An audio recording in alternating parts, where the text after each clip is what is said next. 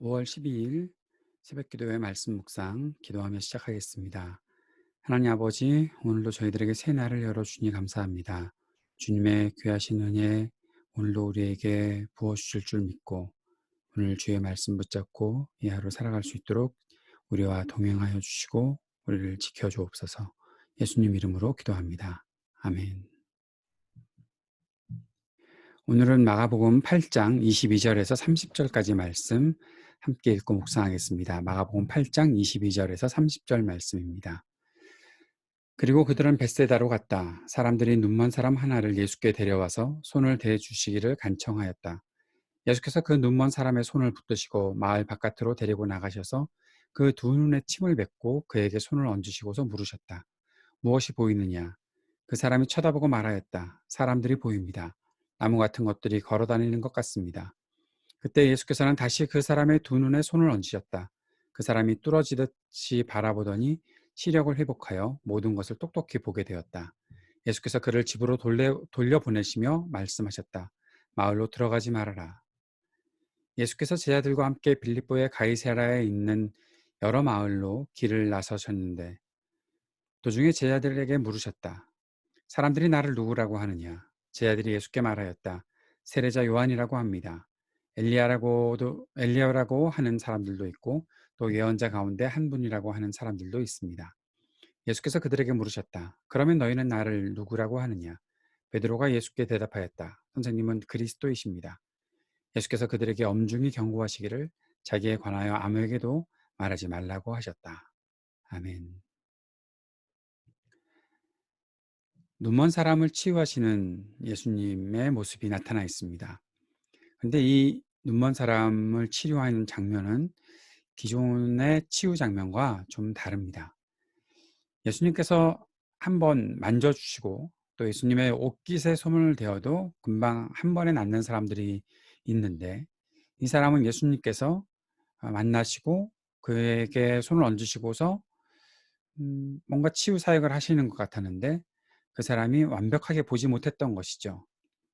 23절에 보면 예수님께서 눈먼 사람의 손을 붙드시고 마을 바깥으로 데리고 나가셔서 이것도 또 재미있는 장면이죠. 그리고 그 눈에 침을 뱉고 손을 얹으시고서 물으셨다. 무엇이 보이느냐? 뭔가 치유의 역사들이 나타나고 있는 것 같습니다. 이 사람이 눈이 멀었던 사람인데 뭔가 보인다고 하는 거죠. 나무 같은 것들이 걸어 다니는 것 같습니다. 뭔가 보기는 하는데 완벽하게 보지 못했다. 완벽하게 시력이 회복하지 못했다는 것을 알 수 있죠. 그래서 25절에 예수께서는 다시 그 사람의 두 눈에 손을 얹으셨다. 예수님께서 왜 다시 하셨을까요? 그리고 나서 그가 시력을 회복하여 모든 것을 똑똑히 보게 되었다. 이 사건은 뭘 의미할까요? 예수님께서 치유 사역을 많이 하셨다가 좀 기운이 빠지셔서 이렇게 제대로 금방 치유가 안 되고 시간이 두 번이나 두 번의 그 치유의 일들을 하셨어야 하는 건가?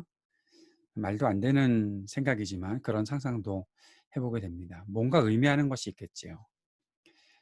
저는 이 사건이 제 아들의 지금 모습을 말해주고 있는 것 같습니다. 이 앞까지 계속해서 마가는 제 아들의 부족함들을 말하고 있었죠. 아직도 깨닫지 못하느냐로 21절에서 끝났었죠. 오병이요, 또 4,000명 먹이시는 사건, 이런 사건들이 계속 나타나고 있는데 예수님에 대해서 제 아들이 알아보지 못하고 아직도 뭔가 헤매이는 모습들. 이 사실이 이 눈먼 사람의 모습과 연결된다라고 보는 것입니다. 예수님을 만나긴 만났죠. 그리고 뭔가 깨닫고 있고 복음의 능력들을 나타낼 수도 있는 그런 사람들이었는데도 불구하고 아직 확실히 그리스도를 보지 못하고 있는 이 제자들의 모습이 이 사람 속에 나타나 있는 것 같습니다. 혹시 우리의 신앙생활도 비슷한 건 아닌가 한번 돌아보았으면 좋겠습니다.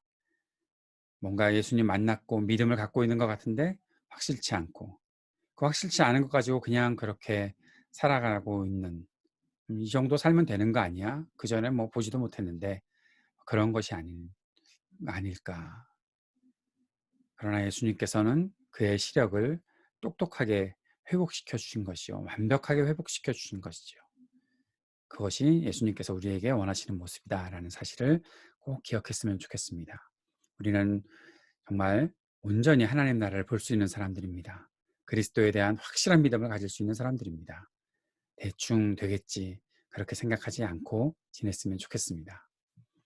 예수님께서 빌립보의 가이사라라는 곳에서 제 아들에게 내가 누구냐라고 묻죠. 사람들은 예수님을 예언자 중에 한 명이다, 세례 요한, 엘리야 그렇게 얘기하는데 예수님께서 너희는 나를 누구라고 하느냐라고 물었을 때 베드로의 그 유명한 대답이 나옵니다. 선생님은 그리스도이십니다. 그리스도이십니다. 하나님께서 보내시는 메시아, 하나님께서 우리를 위해서 보내시는 구원자, 바로 그리스도가 바로 예수님이십니다. 선생님이십니다. 라고 바르게 대답하는 것이죠. 베드로의 이 대답은 매우 위대한 믿음의 고백입니다. 이 고백 위에 모든 믿음의 삶이 또 하나님 나라 교회가 온전히 세워지는 것이죠. 이러한 믿음의 고백을 하는 것은 매우 중요한 것입니다. 물론 다음에 금방 우리가 볼 본문, 내일 볼 본문에서 베드로의 믿음이 온전치 않다는 것은 알고 있지만 그러나 아직 완성되지 않았을 뿐이지 그가 갖고 있는 그리스도에 대한 믿음은 확실한 것이다. 그렇게 믿게 하신 우리 주님이 계시다. 그 사실을 꼭 기억했으면 좋겠습니다.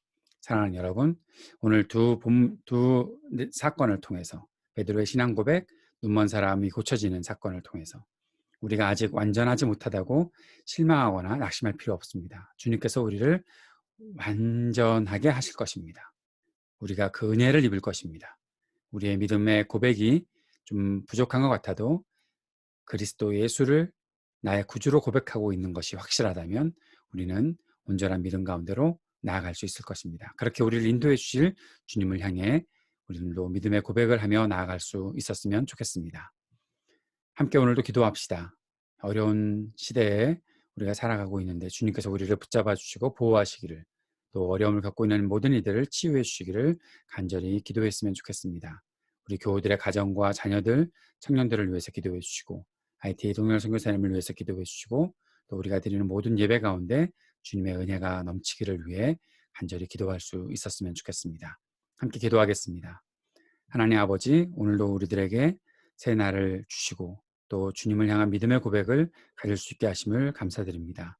이날 우리의 믿음의 고백이 우리의 삶의 고백으로 또 주님 앞에서 온전한 삶으로 살아가는 귀한 힘이 될 수 있도록 역사해 주시고, 이 어려운 시대에 이 땅의 사람들을 보호하시고 특별히 IT에 주의 긍휼을 베풀어 주옵소서. 오늘 하루 우리와 함께 하실 주님을 찬양합니다.